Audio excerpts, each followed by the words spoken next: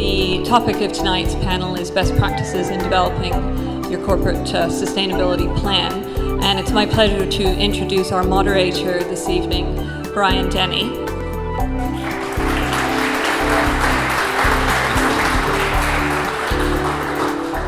Well, welcome, and thank you very much, Joe, for that the kind introduction. I'm going to ask the members of the panel to come up now. I'm going to be introducing them one by one. Really, the purpose of this is twofold.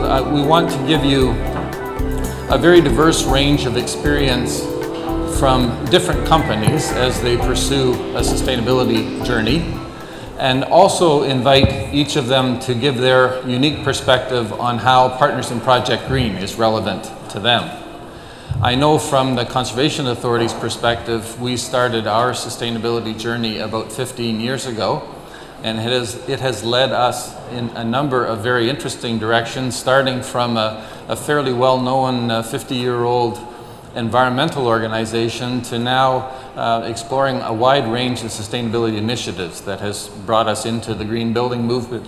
We're now investing a fair bit of time and resources in finding that elusive first Canadian experience for internationally trained professionals who are trying to find their way into environmental careers in Ontario. So quite a wide range of things that sustainability has brought to us. And like TRCA, the companies who are represented tonight have an interesting journey to tell you about in sustainability as well. So to begin, I want to introduce Tom Heintzman. Tom is well known to many of you as a founder of Bullfrog Power in 2005. A number of the panelists were debating earlier about which of us was Tom's first customer, and as a well-trained lawyer, he said we were all first. Before coming to Bullfrog, Tom had a very diverse career with Xenon Environmental, with McKinsey & Company, and with the Sierra Legal Defense Fund. So quite an interesting range of experience that has prepared him for his adventure with Bullfrog. Tom, to kick things off tonight, I wonder if you could tell us how organizations are approaching the need to operate more sustainably, and to describe your process on environmental impact management. Sure, Brian. Because of where we sit in the ecosphere of environmental products, I get to see literally thousands of different companies as they try to green themselves. And so I thought what I could do is just give some, we're gonna get really into the details, but I can give some high-level frameworks to sort of contextualize the concept of sustainability planning. We deal with lots of different consultants, and there are many that you can leverage through PPG. And you'll hear lots of different frameworks. One that really works for me is, and most environmental groups adopt, is a four-step framework when you're thinking of developing your sustainability plan. The first is to baseline yourself, so to find out where you are from a sustainability perspective. The second is to reduce. The third is to buy green. And then the fourth and last is, where appropriate, to offset. And I thought I could just go through those and then talk a bit about how PPG fits into each of those stages.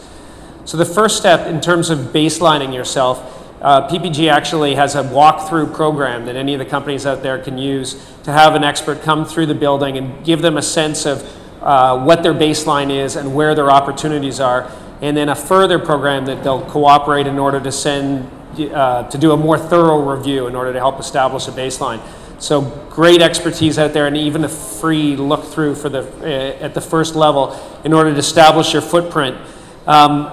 When you're looking at your footprint, now I'm going to move into a second framework here.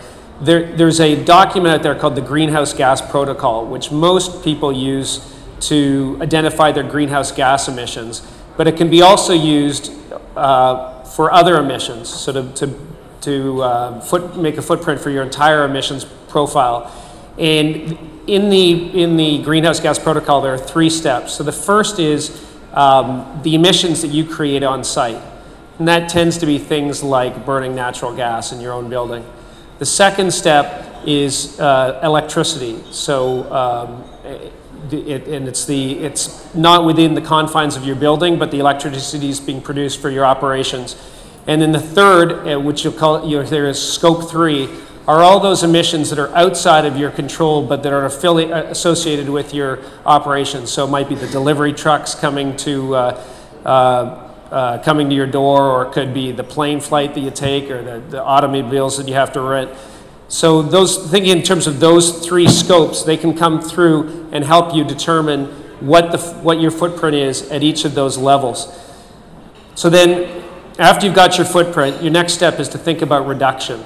And again, PPG can help you here. There's green building advice in terms of retrofitting your building and reducing your environmental footprint. Sustainable transportation, we've just heard about that. And water reuse are a few of the things that PPG can actually help you with and through their consultants. So you definitely want to optimize your reduction, and that's going to pay for some of the next steps, because you'll be using less inputs and also reducing the amount of waste that comes out the end. After you've done your footprint and you've reduced, the next step is, to the extent that you have to consume, you want to consume green. And that can be appropriately certified paper and printing, and I know there are a number of paper and printing companies out there. It can be less toxic or non-toxic chemicals. In our case, it's electricity. And in all of those categories, PPG and the Clinton Climate Initiative can help with bulk purchasing and bulk buying. And in fact, PPG has done an arrangement with my company, Bullfrog Power, to leverage its scale in order to provide green power at a reduced rate for PPG companies. So I encourage all of you to contact us for electricity. But as I say, it's not just limited to electricity, it's all of your inputs. Think about, if you have to buy as green as possible, and use leverage the sourcing abilities of PPG. And then last, to the extent that you have to consume and there's no green alternative, and that typically is for cars and for plane travel, then and only then consider offsets. Offset is different than buying green. When you buy green, you're not producing the waste in the first place. When you offset, you're producing the waste, and you're doing something somewhere else in the world in order to try to mitigate it. And when you purchase offsets, make sure that they're the highest quality. And David Suzuki Foundation produced a report recently that identifies the highest quality offsets available in Canada. So there's a bit of a framework, and I think the rest of the panelists are going to go into their particular experiences in each of those areas. That's great, Tom. Thank you very much for that overview and that framework. Next, we would like to hear from Debbie Baxter. Debbie is the Chief Sustainability Officer at Loyalty One. In her role there, she is responsible for developing and maintaining a formal program of corporate social responsibility. She spearheads a range of initiatives to green all business operations, helping the global leader in loyalty marketing take the lead on environmental issues as well. Debbie recently led the project to build a double gold LEED certified call center that features the largest rooftop solar panel installation in Canada. And I know Debbie is well known to a number of the folks here. She's speaking regularly on the sustainability circuit, and we're very happy to have her here tonight. So to begin, Loyalty One has demonstrated leadership on the environmental front. Can you outline for us, Debbie, the essential elements of a successful sustainability plan? Happy to. So before I go there, just to explain, Loyalty One may not be a familiar brand to you. We're the operators of the Air Miles Reward Program. So I always like to ask for a show of hands for collectors, people who are collectors in the Air Miles Reward Program. 70% of Canada active in the program. So I always kind of preface my comments about sustainability with that, because we feel we have a voice with Canada. We have an opportunity to speak to a large amount of our citizens. And from that standpoint, we want to send the right message. So sustainability for us was about doing the right thing internally and making sure that when we were speaking to Canadians, we were speaking from a very transparent and genuine place. So from that, we've had quite an extensive amount of work that we've done on our sustainability planning and implementing over the last few years. I think the essential elements for us, it was really important to identify who the stakeholders were for the program. And I think that's something that sometimes gets overlooked. Different companies have different stakeholders. So you can have industry issues, you can have legislative issues, you can have issues where governments need to be involved, you can have your customers, your employees, third parties, vendors. There's a whole circle of people that can have different investments in your sustainability program. For us, we decided that we had two groups of stakeholders. We had the collectors, as I was mentioning earlier, 70% of Canada, and we did some surveying with them to find out what their issues were and their concerns around the environment, and we developed programs to respond to those. Perhaps more importantly for us, we decided that our employees, we call them associates, were actually the #1 stakeholder for us. And if every company took the approach, every company in Canada took the approach of making their associates, their employees, completely engaged with sustainability and taking home that message to kind of live a greener life, then we in Canada would not have the challenges that we have. So we decided that our way of influencing was to kind of push out that message through our team. And that's been tremendously successful for us. Brian mentioned the building that we have in Mississauga and the degree of engagement that our employees have around working in such a clean environmental building, very similar to this kind of building that we're in tonight, it's awesome. It's really quite astounding. I think the other couple elements, and I'm trying to keep this generic so that it applies regardless of industry, I think we're fortunate to have both a strong executive leadership presence and a grassroots passion within our organization. So, I think I'm lucky in that regard to have both of those criteria met, because that really helps to be able to implement the programs that you're interested in. So if you have the executive leadership, our CEO, Brian Pearson, he was green before it was cool. So he was the guy, back in university with the recycling program, and everybody thought he was weird, like that was Brian. But he was ahead of his time, clearly. And he has such a passion in this area, and he pushes that down from the top. We have a lot of volunteers internally that drive individual programs, cleanup days. They love getting involved in the sustainability programs that we implement in the office.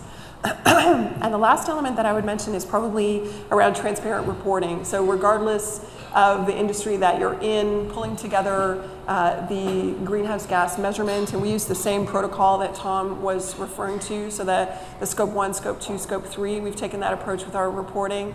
And what gets measured gets done. So it's almost surprising how much attention gets focused on the elements that you're reporting on once you actually put those numbers out there and people start to really pay attention to them.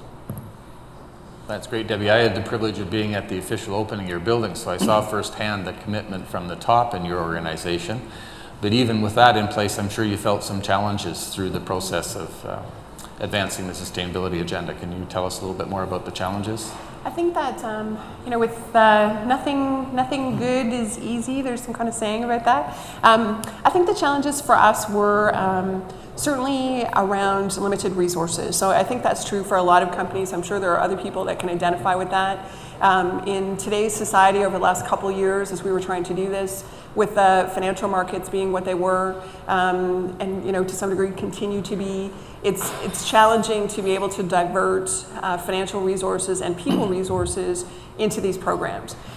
We tried to grab all the low-hanging fruit that we could, so that programs that either had a positive ROI, so a contribution to the business, or perhaps a very small investment, and with lots of other softer benefits that went along with it. So we tried to find ways of overcoming that, but that's certainly the biggest challenge we had.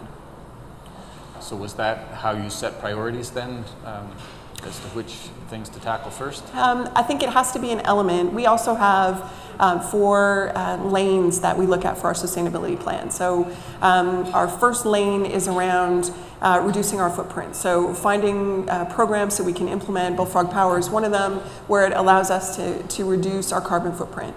The second category is around LEED buildings, so putting as many of our associates in LEED space as we can. We finished 2009 with 40% of our associates in LEED certified space, and we're looking to continue to grow that for our other facilities. The third area that we would look at is projects that enable our associates to live more sustainable lives, so allowing them to have take-home value that they can from a program, or perhaps a community involvement initiative where they can learn from that. And then the last category is around leadership, so finding ways to demonstrate leadership to the business community and inspire change in other people, and our solar project would fall in that category. Right. Thanks, Debbie. Part of the magic of Partners in Project Green is trying to take this sort of corporate experience and then explore how we can take that to even another level when we try to get folks who share some geography to take a community-based approach. So it'd be helpful, Debbie, if you can tell us some of the Loyalty One connections to PPG and how you see that in the future. We think that organizations like PPG, I think PPG is the best example around, where people get together and share best practices, are the way that we are going to solve the global problems that we have today. Like, we really firmly believe that regardless of competitors or non-competitors, we need to get around tables like these and share our learnings so that other people can leapfrog the learning and get to the next level. So Partners in Project Green is a great example of that. We've been privileged to participate, and one thing that we've contributed is a lot of tours of our new building out in Mississauga. So a lot of people have been through to look at not only how we implemented in a call center environment that typically looks more like a warehouse. We've won 3 design awards already for this facility that just opened less than a year ago, for an amazing interior. Like, it's designed to represent our brand. We consider our call center agents to be our brand ambassadors, and we provided a very environmental, sustainable environment for them to work in. So between tours of that and tours of the solar roof, that's really been our contribution most recently with Partners in Project Green. And it's been very helpful, Debbie. Thank you very much. Next, it's my privilege to introduce Alex Hocevar. Alex is the Senior Manager for Marketing and Communications and Stakeholder Relations at Ontario Lottery and Gaming Corporation. Alex has been with them for 8 years. Alex, could you tell us how your organization has recognized that its operations can be both energy and paper intensive, and how have you begun to rethink your business for long-term sustainability? Sure thing. Thanks, Brian. Before I start, I'd just like to say I thank you to everyone that organized this, and Friday's Lotto Max draw is $32 million, so make sure you get your ticket today and try new poker lotto while you're there. The question Brian asked was about paper and electricity and how we're beginning to rethink our business for long-term sustainability. A couple of years when we began our green journey, we really were starting from scratch. We had, like many of you or many of the companies that you work for, may have no clue what your green issues were at the time. We took a look at some of our, what we thought were our biggest issues, and we quickly identified both paper and electricity to be 2 of our biggest green issues. The first, paper. We recognized that we were spending about $7 million in paper annually. Most of that is spent on lottery tickets. So the little ticket that you get out of the machine at a corner store, it's not cheap. It's also thermal paper, not good for the environment. It wasn't recycled at the time. It's still not recycled today, but we'll get into that. So aside from the $7 million number, we really had no idea how much paper we were using. So to Tom's point earlier, we started to baseline. And some of the things we found were pretty fascinating, considering we had never looked at how big a lottery ticket was. We recognized that one of the tickets, I think it was a 10-board daily Keno ticket, was actually almost a ½ meter long. So you may be going up to a corner store saying, I want a 10-board daily Keno ticket, and you get something about this big that you got to stick in your wallet or your pocket or your purse or what have you. So not only did we see some environmental opportunities to begin reducing the amount of paper we use, but there's a customer service element to this on the product and packaging side that we thought was just intuitive, that nobody had recognized. Why weren't we doing this already? So once we started baselining, or once we had our baseline, we began looking at ways to, number one, to Tom's point, reduce the amount of paper that we used. So doing some very simple changes, eliminating white space, reducing logo sizes, we were able to implement an average reduction over 18 months of 25%. So we were able to save almost $2 million annually in paper costs. Now, part of that $2 million, obviously, we get to return to the province as our main stakeholder, but part of that we were able to justify into reinvesting it into the green program at OLG, in purchasing green electricity and in funding other green projects that we had on the go. Most recently, so earlier this summer, we moved to FSC certified paper on our lottery tickets. So we were one of the first jurisdictions in Canada to do that. Moving forward on paper, we're going to begin introducing recycled paper over the next few years as some of the contracts with our current suppliers come due, and we can begin to introduce those kinds of requirements moving forward. On the electricity side, we have, or had and continue to have a bit of a challenge. When you think of a casino, think of a slot machine, it's designed to be flashy, loud, etc. Pretty much the opposite of being green. We're not going to introduce recycled box slot machines or anything like that anytime soon. So we start from a challenging point. However, we did reach out to our vendor community, the people that make the slot machines, the Bally's, the Harrah's, etc. And what we found was that they were actually beginning to think along the same lines. So if you think of a slot machine from 10, 15 years ago, you had the spinning reels, you had the bright incandescent light bulbs, etc. A lot of that has changed. You've seen the move from mechanical to LCD screens. So you're obviously getting an electrical savings there. You're starting to see the move from big bright lights to LEDs and other more energy efficient devices. So we were surprised but happy to see that the vendors that we were kind of at the mercy of have already begun moving down that path. So knowing that the products that we offer to the public are beginning to move down that path, we started looking at the things that we did have under our control. So the first thing we looked at our casinos was lighting. And we saw that as an obvious opportunity, and we decided that as we start to move forward with retrofits of casinos or slot facilities, that we would, when possible and when it makes business sense, to introduce LED lighting, etc., to obviously reduce the amount of cost that we can. We also started looking at actually eliminating lighting where we could, but obviously we start to come across issues where our security and surveillance team, who want the place lit up like a Roman candle so they can watch people, we started to have not necessarily issues with them, but there's trade-offs to be made. We've also started introducing our green electricity program. So to date, we've powered 7 casinos across the province with green electricity, and in the upcoming months we hope to add Woodbine slots in the PPG area to our green electricity portfolio. And that's pretty much the focus of our 2 operational issues that are beginning to change the course ever so slightly of OLG. Thanks, Alex. I know you're also responsible for the Bet on Green program. Yeah. Can you tell us a little bit more about that? And I have to tell you, since you cleverly chose this opportunity for some shameless promotion, I'm going to be listening carefully to see how the Bet on Green program can yield some revenues for environmental organizations like TRCA. We'll talk about that We'll offline. talk about that. So Bet on Green is OLG's environmental sustainability program. I talked about the first 2 pillars of the Bet on Green program, paper and electricity, which focus on the operational side of the organization. The other 2 components are really not so much operational issues, but opportunities that we saw. So similar to Debbie and Loyalty One, we've identified our 8,000 employees across the province as a huge opportunity to really energize the program. We've established 29 green teams at every single one of our locations across the province. So we have a Bet on Green team in Casino Thunder Bay, we have a Bet on Green team at our casino in Windsor, we have a Bet on Green team at slots in Rideau in Ottawa, and we have Bet on Green teams everywhere in between.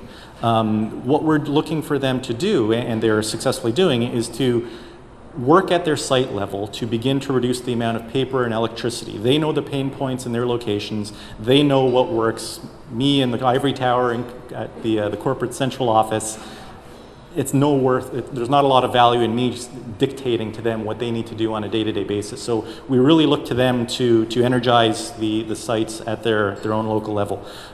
We also look to them to reach out to their local communities. So last month, we coordinated across the province 400 OLG employees cleaned up 3,000 pounds of garbage during the TD shoreline cleanup. So we've picked that, we've picked Earth Month, I think it's moved on to now, between Earth Hour and Earth Day, as the 2 main corporate initiatives. We also encourage them to reach out.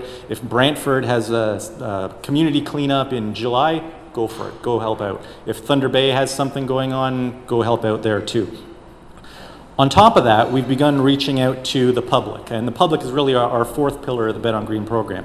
And what we do is that we've reached out to partners like Partners in Project Green, Green in Greater Toronto, Bullfrog Power, WWF Canada, to help us almost begin to reinvent the company in a greener way. We realize that we can't do this on our own, and when we have something good to say about being green, we don't necessarily want to be standing up and saying, we're OLG, look how green we are.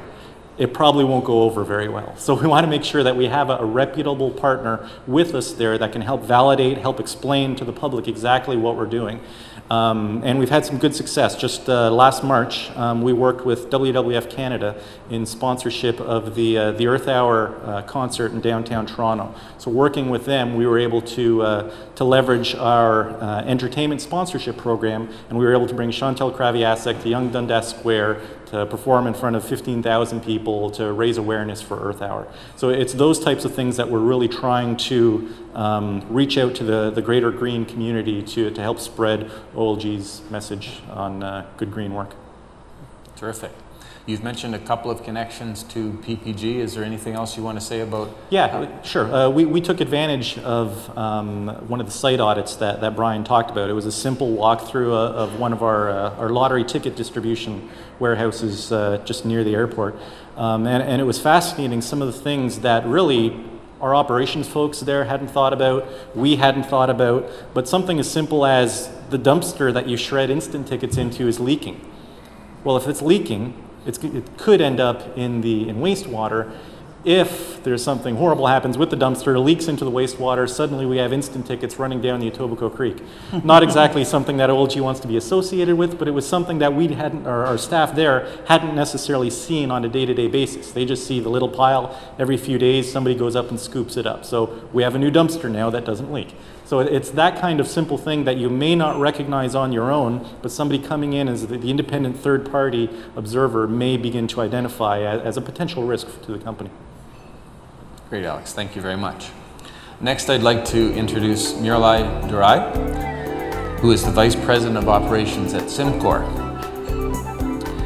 And at SimCorp, he's accountable for the physical and electronic delivery for financial institution statements, credit card bills. This is a man you might want to know. Utility bills for SimCorp's customer base. He oversees the operations of delivering over 800 million mail pieces annually across 5 production facilities from coast to coast in Canada and oversees 800 employees. He is the leader and driving force behind the launching of environmental initiatives across the Canadian sites, and was recently recognized as one of the most environmentally progressive printers in Canada. So Miralai, could you tell us what are the best practices for delivering long-term results that align corporate citizenship goals with economic drivers? Quite a long question, but I'll try to get the best possible interpretation on that. First, I think, thank you, Brian. I think thank you for this opportunity. I'm extremely pleased to share our experience. Specific to us, I think one of the best practice that I have learned is listening to the customers. I think you need to listen to your customers with respect to what do they want you to achieve. What do they want as a supplier to focus on? What is the market going? How is it responding? And what are the kind of new things that are coming on the market? To be on the pulse of all of this will ensure that you have the right environmental goals that you can set for your organization. In our case, I think one of the important one that the customer was looking for is to choose for a supplier who is producing in the most environmentally friendly manner. So we invested as a company both in terms of architecture, processes and systems that ensures that our organization is certified on the paper program in which we are able to say that we have a chain of custody, which is extremely important for getting certified on the Rainforest Alliance group of certifications. We got ourselves certified on FSC, SFI, PEFC, and many such certification program. What it meant to my customer is that today we as a supplier can offer another environmentally sustainable option to our customers. Another one example that I would like to share with you is we use a lot of polybagging of our communication to our customers. Polybagging, a lot of people say that, it is a plastic, it is not that environmentally friendly, although it is recyclable. So they challenged our customer, our company to come up with something which is better than just a recyclable one. So we took a lot of effort in understanding what are the other options available, and we came up with a possible solution with partnering with EFI Environmental Technologies to come with a biodegradable polybag. Today, one of our customers, which many of you know, is Ceridian. Ceridian payrolls are all going on biodegradable polybags. And slowly, I think it's caught on with a lot of our shareholder banks. And I think it's been a very successful story on that. Another one that I would probably say as a best practice is to ensure that the environmental goals have got some relationship and tie up with the economic goals. The example that I can possibly say is that as a processing company, for us servers are a lot of servers. I mean, we call it as lots and lots of storage space filled with servers. We recently embarked on virtual server program, where in the first phase itself, we have got our 650 plus servers, which was processing all these transactions, down to 150 servers. That's a huge undertaking. It not only resulted in a huge cost savings for me in operations, but also it had a great environmental story in terms of reducing carbon emissions. We are continuing to expand that program. We also found out another way that in our data centers, cooling consumes a lot of energy. Rather than cooling some big data center rooms, we started looking for solutions where we can go and cool just the servers that are heavily burdened, because the burdened servers emit more energy, more heat that requires cooling. So we went into more localized cooling of some of those servers so that we can save tremendous amount of cost as well as carbon emissions on that. So in all, I think, we closely, I think in the first 6 months of this initiative, we've done more than about 1.5 million pounds of carbon emission has been saved by us on that. Another big initiative that we are also looking at is getting into some strategic investments that has some environmental story. What I mean by it is that we mail 800 million statements, and there is a lot of content within the mail piece which not many of them read. Typically, when you get the mail, apart from the statement, there are a lot of stuffing that are there, and a lot of us open the mail and probably throw many of those inserts down. So we went and took a study with one of the organization called Eco-Wise study, which basically goes and understands what is the carbon footprint of a mail piece. And once when we know what is the content of the mail piece and what is the carbon footprint, then we can find out what are the ways in which we can help our customers reduce that carbon footprint. So through that, we made a very strategic investment of over $10 million on a new technology printing called continuous color inkjet printing. Typically, when you see the statements are produced from the mill, the paper is coming from a paper mill. It goes to a printing company to print your brand logo or whatever the design of your letterhead. It again comes back to printing companies like us, where your transactional statements are all data is printed on the statement. So this new technology can actually take the paper right from the mill, and we can dynamically put the color and the graphic as well as the inserts that are being stuffed in can be transferred and put onto the statement as an onsert, and have the statement produced in the most ergonomical as well as economical manner. It is based on a water-based ink solution, which is extremely friendly than a toner-based or a litho-based technology. So I think, we also felt that, getting some of our customers engaged into these kind of initiatives is one of the best way of engaging them. Those are some great practices, Miralai. I'm wondering if you could tell us a little bit more how SimCorp has leveraged the Partners in Project Green programs? What connections I you think see there? though we have not really leveraged at the moment, but there are certainly some of these initiatives are extremely, I see a lot of value. One is that definitely partnering with the Purchasing Alliance does make a lot of sense for us. Right. We will continue to pursue on that. And also I was quite interested on the sustainability internship program with Seneca College, because it's great to put in programs, but I think sustaining is where the success is going to be on an ongoing basis. That's very helpful. Thank you, Mirla. And you've also made it very clear. I think I know which server my Visa bill's running on at your place. I'm glad you're keeping it cool there. That's good. Could we just take a moment and express your appreciation to the input from the panelists?